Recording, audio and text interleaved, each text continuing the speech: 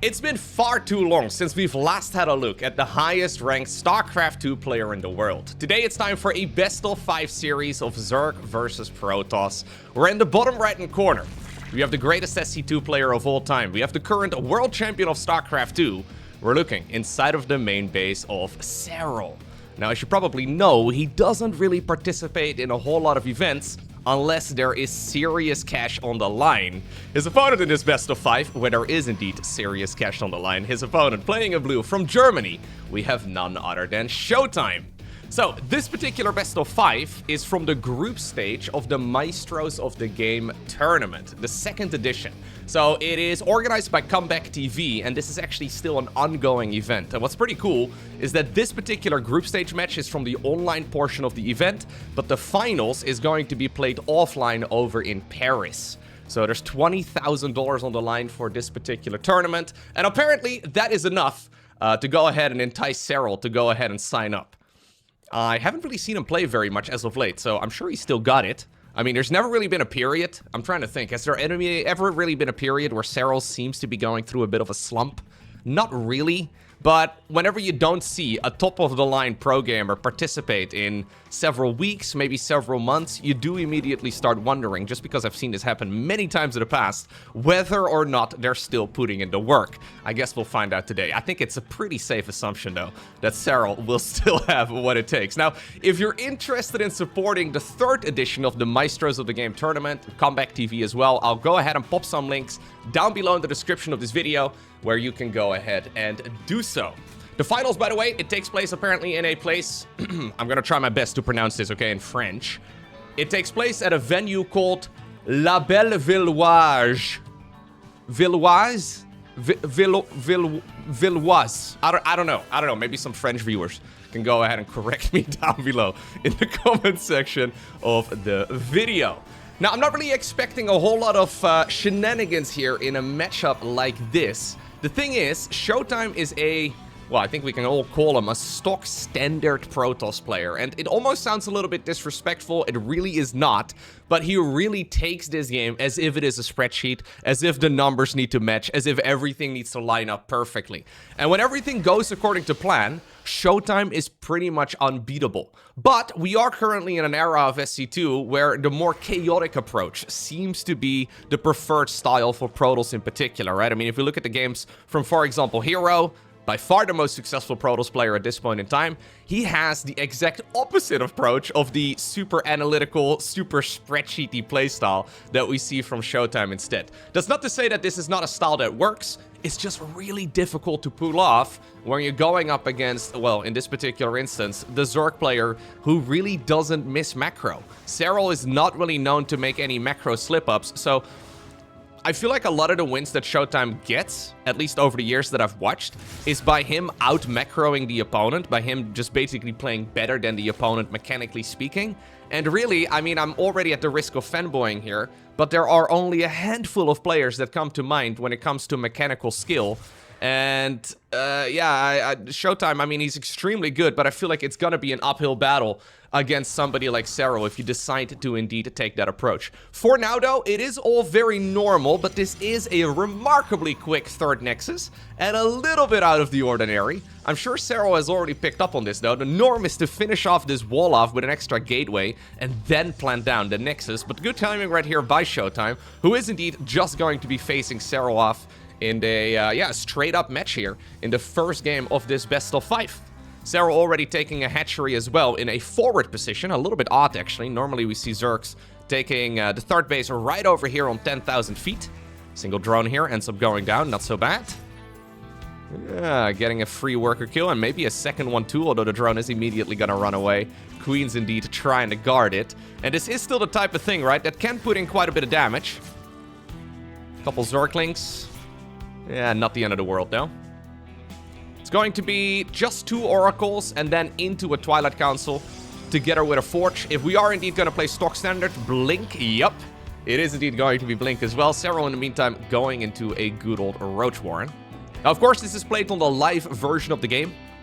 I'm sure this entire tournament will be played on the live version of the game, unless, well, Blizzard suddenly patches StarCraft 2. They've been known to do that in the past, where they suddenly well, publish a balance patch. I'm assuming here that the organizers probably would prefer if they don't suddenly drop a new balance patch at the tail end of a pretty long tournament, but you never really know with Blizzard. But yeah, this is not played on the PTR. We, of course, have the 12 starter workers. We can indeed go ahead and research, well, the good old warp gate inside of a cybercore rather than a gateway. It's going to be a lair right here for Serral. Fourth hatchery on the back of this already as well. And so far in this game, both players are really just trying to outgrow the opponent, right? We're trying to basically build up as large an economy as possible, and everything really has gone perfectly according to plan here for ShoWTimE thus far. He's playing this conservatively, but that really is his playstyle. That is his bread and butter. And I have not noticed any real slip-ups here from Protoss whatsoever. Likewise here for Serral, everything is extremely normal. We do not have an Evo chamber yet, so that is something worth noting. It's very common right now for Zerg players to get the quick +1 melee, as we have the first Ling. Okay, indeed detonating that stasis. There is, however, a backup stasis war too, and this is really good here for our German Protoss, who's going to be able to put on quite a bit of pressure. A lot of Zerglings, though, are indeed about to pop out. Keep in mind that this is not a triple or even a quadruple Oracle opener, so the amount of energy that these stasis wards take, it is significant. It's not like you can just go ahead and use infinite amounts of laser beams here. A little bit difficult to pull off. We've got ourselves a Templar Archives already indeed done. Extra gateways coming up. Wouldn't even be surprised to see a 4th Nexus going down in a moment. And look at the worker count here. That was extremely clean, by the way, with that particular stasis. Smack that in the middle. But if you look at the worker count right now, this game is going exactly according to plan for ShoWTimE. Serral, in the meantime, though, fires up a 645 hive together with a lurker den. Now we finally finished droning the 4th, it seems. You really do want to be thinking about Gas Geyser 7 and 8 when you do play a lurker-based opener. That's by far your main bottleneck, so Serral is going to be saturating the minerals first. Takes another base as well on the far bottom left. Indeed, a 4th Nexus all the way up north as well. This is effectively both players saying, okay, this is fun, right, to play the early game. It's fun to play the mid game as well, but let us go straight towards the late game. Fleet Beacon, together with a 2nd Stargate. Now, I will say, most of the top-level players out there, as I think the Oracles must have gotten recalled. Yeah, they did just get recalled over there. Most of the top-level players, much like most of the ladder heroes out there, do not enjoy playing late game against Protoss. Skytoss is just really difficult to beat. However, historically, Serral is one of the very few players who actually dominates against Skytoss. So this is, in my mind, always a little bit of a mismatch. I feel like in the majority of ShoWTimE's practice games, this is exactly where he wants to have the Zerg. He wants to be able to skip the late game, or skip to late game rather, and immediately get to that Skytoss army with High Templar and Storm and Archons and all the rest of it. But Serral is probably really the only opponent out there at this point in the meta who is extremely comfy playing that late game style. He doesn't have a Spire yet though, but this is going to be our first real line of attack. 5 Overlords are dropping, I guess, some Lurkers on the other side of the map, maybe some Queens. Where are we gonna take this? Mothership already coming up. Storm is going to be done indeed. Tempest production has kicked in. I would like to see the +1 air weapons fire up here as well for ShoWTimE in a moment. But what are we loading up? Oh, we're loading a little bit of everything. Yeah, we have Queens, we have Hydras, we have Lurkers, we got some Zerglings. We got a little bit of everything in there. Some Zerglings as a distraction on the right side. Some more Zerglings here as well over at the 3rd. Serral is just about to pounce at like 3, maybe 4 different locations simultaneously. And it's going to be a major skill check here for ShoWTimE. The defense against this has to be clean. By far, though, the biggest commitment is in this Dropper-Lord here. And Serral actually has decided to back off with all of the rest. So let's see, is there enough for Protoss to defend against this? No Storms just yet, but there we go. The first one indeed gets planted down. I've got a feeling this will be very defendable here. We have a couple of Lurkers, though, in the back of the 3rd base as well, being a bit of a nuisance. But those Tempests are awesome. Mama is out. Cloak can be activated. I mean, there is a single Overseer up in the air, but still, this is going to keep a lot of things a lot safer. And look at Mama just going in, man. You love to see it. She's very tanky, of course, and because of it, her damage output is actually very significant. Oracles do get all army hotkeyed in. Serral, in the meantime, engaging over on the right side as well. And while originally the damage was meant to be done inside her main base of the Protoss, this seems to be where the real hurt is coming from. Still not enough detection over here, and still not enough Tempest over here to really clean all of those units in the main base up. And suddenly, as Serral pulls the trigger, man, he keeps doing this. Suddenly, the game is over. Pretty much the perfect game. I mean, it was about the first, I want to say 98% of that game, though, that was also perfect for ShoWTimE. Really didn't run into any issues whatsoever, and then bam. Serral comes in, strikes when the iron is hot, and suddenly it's GG. Interestingly enough, in game number 2, we find ourselves now on the map Sanctuary 3. It's so funny to me, man, because one of the biggest ongoing discussions that you always have in StarCraft 2 is whether or not Race A is even playable, right? Like, can you even participate at a high level? Right now, it seems to be that people are complaining mostly that Zerg is underpowered. I don't know. It's always an ongoing discussion. Really, whatever race seems to be lacking a little bit is usually the one that people will bring up. Sometimes it's Terran. For the last couple years, it really hasn't been Protoss. I think Protoss in general has probably been a little bit overrepresented at the absolute highest level, but you always have to take a lot of that with a grain of salt, right? Because if you look at only the results from the weekly cups, it really doesn't tell the full picture. It really doesn't give you the full story. The thing is that the top-level Protoss players and the top-level Terran players, like, for example, Clem, like, for example, Hero, they play in practically everything. So they get disproportionately more wins than, well, for example, the Zerg players do, because the top-ranking Zerg on the planet doesn't really play unless there is serious cash on the line.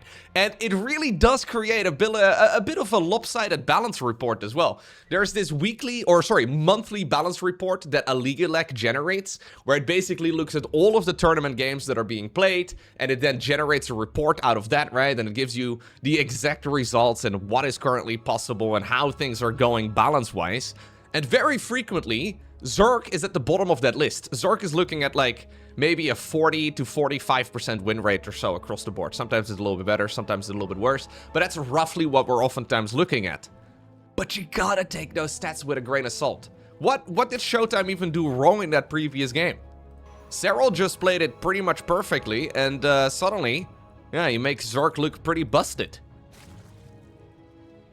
Stargate opener yet again here for ShoWTimE. The defense has to be tidy. Yeah, and I do believe that it's kind of a mistake to just let the Zerg player in this instance come to you. I understand it's hard to go out onto the map and try to really throw a curveball at them, but I really think that letting them just do whatever they like. I mean, obviously there was some Stalker pressure. There was a little bit of Oracle harassment, but both of it was, yeah, pretty non-committed. I really think that just letting Serral do whatever he pleases is a recipe for disaster. But only time will tell. Let's see. Adept is going to move through yet again. My god, there's glare on my monitor. Why is the sun coming out? Wait a second. Hold up right now. I want to go close my window blinds. All right. We're good. Hold up. One sec. I'm doing it. I got it. Okay. All right. I'm back. Can't believe the sun decided to come out. In my defense, it is 8 in the morning. Or in the sun's defense, I guess it's 8 in the morning. I should have known better, though. Maybe I should just block off every little bit of sunlight in my home. The sun is a deadly laser. It's not a good thing, man. Vitamin D, never heard of it. Overlord here is in a world of trouble. We have a couple Zerglings desperately trying to save Otto's life. Is it gonna live? Oh, not the case. That was just a little smidge away from being out of range of that Stalker. But this is a nice start right now for ShoWTimE. 4 Zerglings as well as an Overlord. A quick third Nexus. We've got ourselves a Twilight Council as well. I'm expecting to see a Forge momentarily. And we are going to go triple Oracle this time around. I do like triple Oracle. I think triple Oracle is always good. Serral not opting to go for any sort of Evo Chamber shenanigans. No extra gases just yet. Okay, he takes one right now. Together with a Roach Warren yet again. 430 or so on both of those. Oracle's going to the main base. There is only one Queen and a Spore Crawler, but still, the positioning is solid. He gets one drone. 2 drones. Nice clicking right there by the German. Very efficient clicking, one might say. Stalker ends up dying. Zerglings do slip in. Oracle here is wasting a lot of its energy. Now finally the forge gets planted down. Serral will have picked up on the fact that there is no forge inside of the main base yet, and the Twilight Council is done. So it should create a reasonably peaceful setup here for the Zerg. The thing is, if you want to go for something aggressive, say you want to do like a very quick charge lot type of attack, you really do need to make sure you get the +1 attack done really early. So seeing the delay on the forge, it is indicative of Protoss just playing a continuous macro game, and of course that bundled together with the fact... Ooh, mistake here from ShoWTimE. That bundled with the fact that ShoWTimE is, well, ShoWTimE. It is going to put one-on-one together here that Serral's reasonably safe to drone up, and that's exactly what he's doing. We do have a bunch of Adepts, though, slipping through the cracks. Queens need to get in here. 2 drones die, but I think the Adepts will likewise also not end up making it home. Okay. A little bit of continued scouting at the very least. Yeah, that's ultimately now 2 Adepts for... 3 Adepts for 2 drones. I don't think I really like that all too much. Okay. And Serral has decided that now, apparently, it's time for him to throw a little bit of a curveball. So we've got ourselves a Spire coming, together with the Roach Speed, and then also the +1 missile research. Let's see. +1 melee, actually. Ah, he cancels missile and goes +1 melee. So this now could mean mass Muta. If you go +1 missile, you usually want to make the transition over to Roaches, maybe Hydras. With +1 melee, though, Muta Ling is, of course, a golden unit composition. A tried and true strat. It is much more likely here that Zerg is going to stick around on more Mutalisks, although he doesn't necessarily have to. Zerglings here buying a bunch of time. 5th hatchery already building here on the left side of Sanctuary 3. This map, by the way, was not made it, or did not quite make it to the top 5 of the Team Liquid map contest finalists. So it didn't immediately guarantee itself onto the next StarCraft 2 ladder map pool, but we are going to see 9 maps in the upcoming map pool. And there is a chance that Sanctuary 3 does make it in. I actually quite like this map. I think it's pretty good. Although it definitely needs a little bit more refinement. I always feel like the leaves are a little bit jittery and stuff. The shadows are a little bit weird on this map. Seems to be a bit buggy, but anyways, the map layout is excellent. Cheeky little mineral field over here as well, man. 48 minerals is actually kind of a lot. But look at this. Speaking of kind of a lot, Serral just saved up 1,500 minerals and gas to then suddenly get the +1 flyer upgrade together with 14 mutas out. And he's taking the gases on this newly made base before the drones even arrive. That is commitment to mass Mutalisk. At this point, though, a Phoenix starts up, so I'm guessing that maybe something caught wind of this. Did he maybe see the Spire? He did not see the Spire, but I guess ShoWTimE here is smelling that something is wrong. We have a stasis, we have a shield battery together with a photon cannon inside of the main base, so that's really important. Stalkers are here as well. We've got Storm already done. ShoWTimE has all of the ingredients to be able to defend this. Excellent move right here. Really clean defense by ShoWTimE so far. I mean, I said that at the beginning of the previous fight in game number 1, and we all saw how that ended. Again, though, this is not a very high-pressure type of game from ShoWTimE. Right, Serral is effectively allowed to do whatever he pleases. 4th Nexus will be coming up here. Phoenix is indeed building inside of the main base. Let's see, can Serral make Zerg look overpowered as well with Mutalisks? Not a lot of defense over here as far as the photon cannons go. Yeah, it's a little bit problematic. Phoenix is trying to run on over in this direction. Only 3 probes have ended up going down thus far, but the Muta numbers are growing. That's always the question, right, as a Protoss. Like, how committed is Zerg really going to be? Wow, Serral takes the next door expansion here. That's kind of nuts. But how committed is Zerg really going to be when it comes to the Mutalisks? How many will we see in total? Well, in this instance, we are going up to already... We're going north of 40 here, man. It's getting kind of dangerous. This is plenty of Mutalisks to be fighting Stalkers straight up. Even the Phoenixes need to be careful, yeah. And just like this, man, you can't really be storming your own units. That was not a bad fight for Zerg. Keep in mind that Mutalisks have this passive that allows them to rapidly regen out of combat. Gotta be so careful. But only really a few Mutas have died this game. 8 of them in total. So they're actually, I think, the fastest regenerating unit in the entire game. Quite literally made out of paper, but as long as you keep them around, they can put in the work. There's actually a secondary control group here, it seems, with more Mutas on it. That's a little bit wild. We actually normally don't see that. Most of the time, Mutas are just in one big clump. Serral apparently putting them in multiple control groups. We did have a second Stargate right now, though. And we should definitely see the Anion Pulse Crystals as well coming up soon here for ShoWTimE. That's going to add some additional range to his Phoenixes. Here we go again. Mutas swoop into the main base, and they are smelling blood. They want to hunt down their natural predator. Look at this. He's making it appear with that little micro trick here, as if the Mutas, just like Phoenixes, can move and shoot at the same time. The way he does it, by the way, is by hitting the stop command button. Because of the deceleration and the acceleration of Mutas, it kind of looks as if they can move and shoot at the same time. Look at this! He's forcing Protoss to storm themselves! What in the world is this hyper-aggressive... Oh, man, that was so risky. Hyper-aggressive style from Serral. He does lose so many of those Mutalisks now, but he's still making more. More and more reinforcements coming in. Gas is being taken here on this neighboring expansion. Ranged upgrade, though, for the Phoenixes is nearly done, and that's going to make defending with Phoenixes so much easier. But Serral does not care. He's learned the rules of the game a long time ago, and he's decided to now take him and throw him out of the window. Who needs to understand the rules? Oh, that's going to be a bunch of dead probes if Serral decides to retarget. Yeah, okay, he does go in.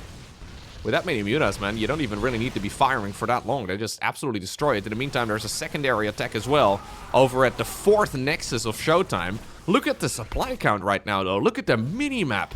ShoWTimE is desperately trying to not die, and Serral is moving around the place like he owns it.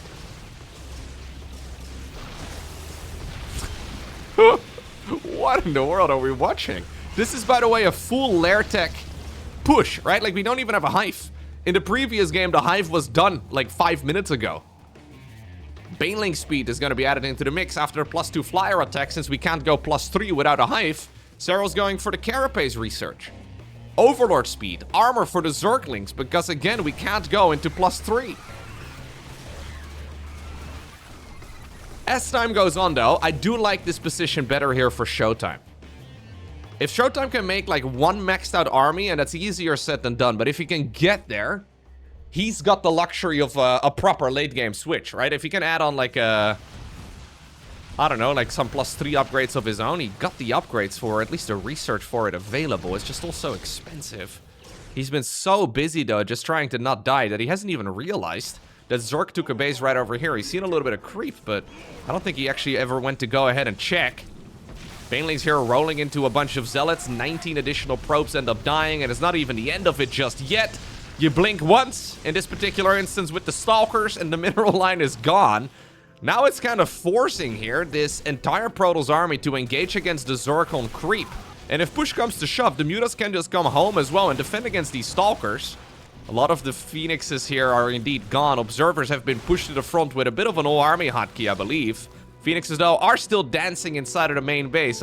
While so many Mutas are dying, he may be winning the battle, but I believe that ShoWTimE is losing the war.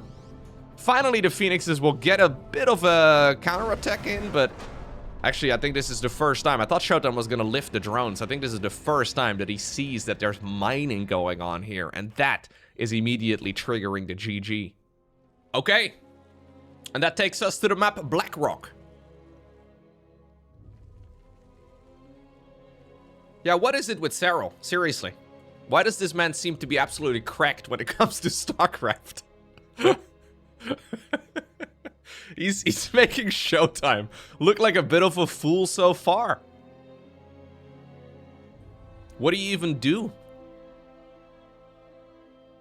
Whenever I see a series like this, I always think back of a Home Story Cup that I was part of maybe 5-6 years ago or so, where we were doing a cast as well on the couch. I don't actually know if I was on the couch at the time or if I was just kind of roaming around. Either way, I heard this conversation, And it was basically Todd asking ShoWTimE whether or not he faced off against Serral on the ladder frequently. And ShoWTimE was like, yeah, I do play against Serral frequently on the ladder. And Todd then followed up with, how many points do you get when you win? And ShoWTimE said, I don't know. Right? And that is kind of the summary so far of this particular series too. He's just on another level here. Wildly different strategy so far. And it's not like he's making no mistakes at all. But we've never really seen mutas get played that aggressively. Normally mutas are played as like an harassment type of style. But Serral has decided now we're sending it. Next is on the low ground here. We are, by the way, on Blackrock. Blackrock is 100% going to be part of the next StarCraft 2 ladder map pool. The reason for it is very simple. This particular map, spoiler alert, won the map contest. So the top 3 of the TOMC will go straight onto the ladder, and this particular map did win. Now, I can't help but notice that we are apparently playing the TOMC 22 edition of this particular map, which will be different than the final edition. Like, for example, we want to have sponsorship logos all over the place. That's kind of nice.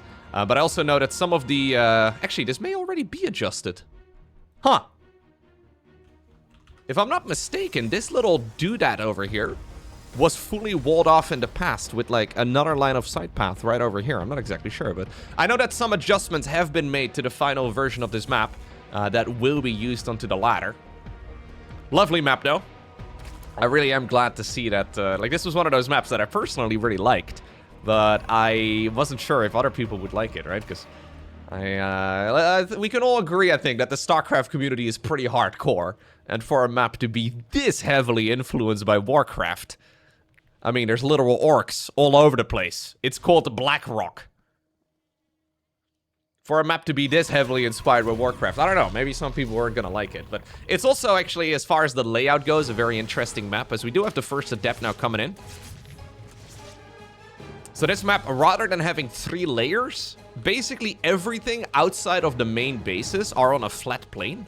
Similar to, I guess, Warcraft 3, where there's also really not that many high grounds. I know there's some ramps and some taller areas, I suppose, but this map is very flat. No creeping at the very least, okay? There's none of that going on. But yeah, it is a cool map, and it's playing out very differently, I believe. So far, at least in the games that I've seen, than what we are used to. 2 adepts get into the main base. ShoWTimE, 2 drones, not bad. Just trying out to just settle this with some extra Zergling kills. Does get, ooh, 1 more drone? No, not quite. Serral micros it away. That'll be the end of those workers. Oracle number 1 is out now. Yeah, he's gonna use this as a way to secure the 3rd. This time around, we do have a 2nd gateway in the wall off. ShoWTimE knows that at this point, he needs to be winning 3 maps in a row, so he doesn't really want to take any chances. This is bad, though. Losing the probe here is really frustrating.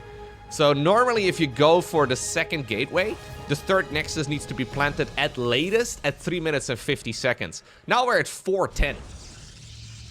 So now ShoWTimE is, delayed by about 20 seconds. He's also not been on the other side of the map with the oracles, so it's not like he's justifying it with any additional damage that he's dealing to the Zerg. This is just a straight up, I want to say, like half-minute deficit at this point. Which is kind of terrible, really. On a game that's only been, ongoing for 4.5 minutes. That is very substantial.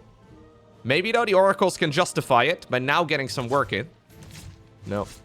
We're just sailing into the queen there. Not ideal. A couple of adepts as well, 4 of them, trying out to see if they can potentially get some work in. This is more than Serral was expecting, it seems. He's only got a bunch of Zerglings here. Roach Warren coming up. Okay, not bad. Oh, very conservative movement, though, by ShoWTimE. Look at this. Oh, ShoWTimE could have actually gone in pretty deep. This is him maybe respecting his opponent a bit too much. And now suddenly Serral is playing into his own image. Yeah, we're only right now is he really getting the sufficient amount of units out to be able to deal with this. Still actually not really making that many troops. A lot of drones do end up dying here. 7 of them in total. 8 actually in total. That's a lot. But I honestly think Serral was already over-droning. So in a weird way, right? Like he kind of refused making Zerglings there. He just kept droning up. And if he would have gotten away with it, I guess he would have been at a major advantage. Right now, I guess this is fine for ShoWTimE.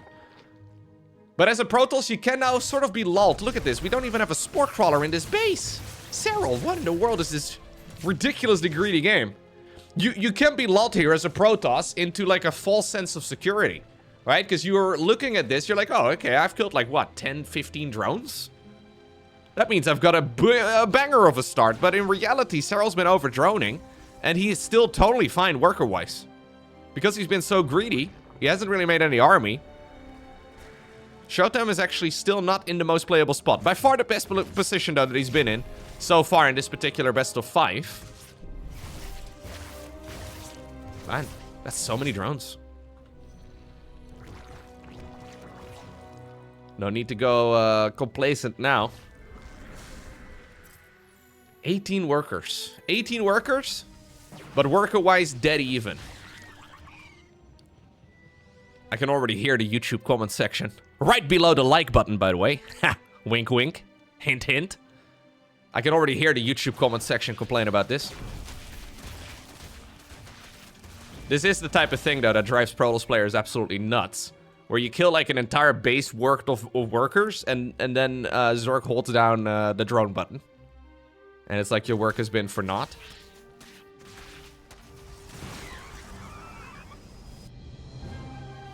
Sonic Storm on the back of this, together with the +1.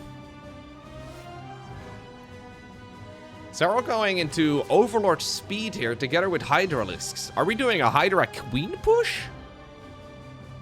How many queens do we have? Only 5. Are we doing Dropalords or no? Are we just sending it with pure Hydraling? Nice little bit of movement here by the Zerg. Ooh, almost getting the second Oracle too.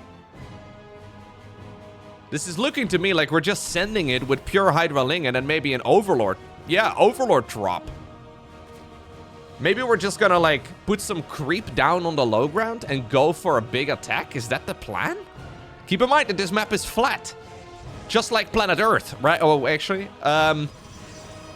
Anyways, if you can just drop creep over here, it really does increase the mobility of Zerg a ton. ShoWTimE immediately decides to pull the trigger on canceling that 4th Nexus of his, which is 100% the right call. But here we go, the March of the Overlords going in.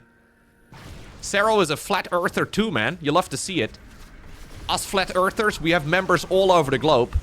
Or, anyways, let's see. Is there enough for ShoWTimE to defend? Honestly, these Overlords are really scary. Of course, it's also allowing those queens to use their transfusions all over the place. Zergling's thinking about going for the surround. Kind of a messy fight, though, here for the finisher, who is just oozing confidence in this particular game. Zealots do intercept a lot of the units, though, and I'm really not liking this fight that much for Serral, but he doesn't seem to care. Game number 1, extremely conventional. I guess he thought it was too easy. Game number 2, we play Mass Mutas, because again, we thought the game number 1 was too easy. And now I guess in game number 3, we thought game number 1 and 2 were too easy, so we're just sending it with the weirdest strategy we've seen from him in a while.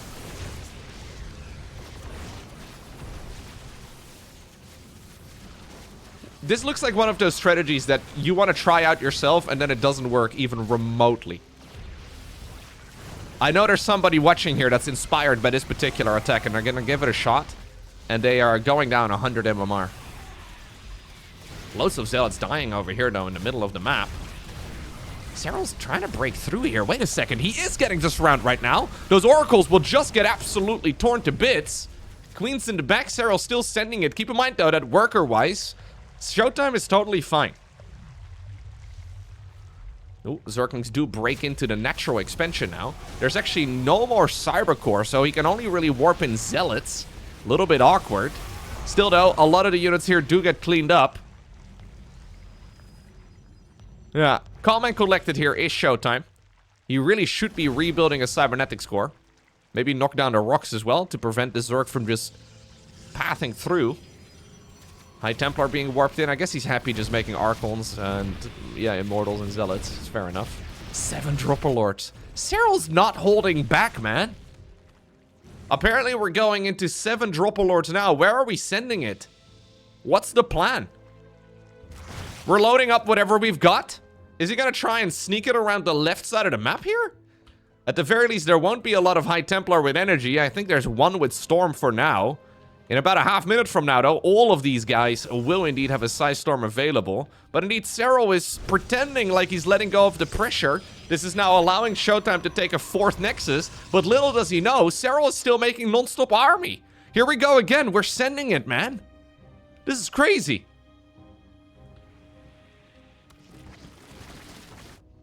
What do you do now?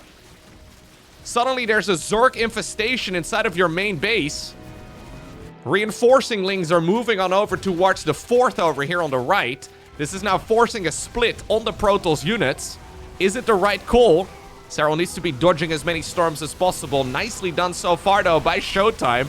But the problem is that probes are dying left, right, and center. We have a small little hit squad of Hydras here in the back, just killing whatever they can. And look at this. Hydras are not going to have a tough time dealing with Stalkers. In a straight-up engagement, they will do just fine. And that's 16 probes dying. Serral picks up, gets them out of there. He believes he's got a War Prism or a Medevac, I suppose. Microing multiple engagements at once. Finally, the rocks over here indeed do tumble down. Serral's going to continue the harassment now. This time around over at the 3rd base. Perfect spot, though, once more to start busting down some of the probes. And obviously, the Hydra damage is so high that you can't really just out-heal it with a shield battery or two. We did have a little bit of a counter-attack as well. Handful of Zealots trying their absolute best. But the worker count for ShoWTimE is dwindling. And while ShoWTimE may be a top-ranking Protoss player on the European server, and while many people have been wondering, yo, how good is Serral still in 2026? I think we've got our answer. He's making Zerg look absolutely busted. Insane. GG.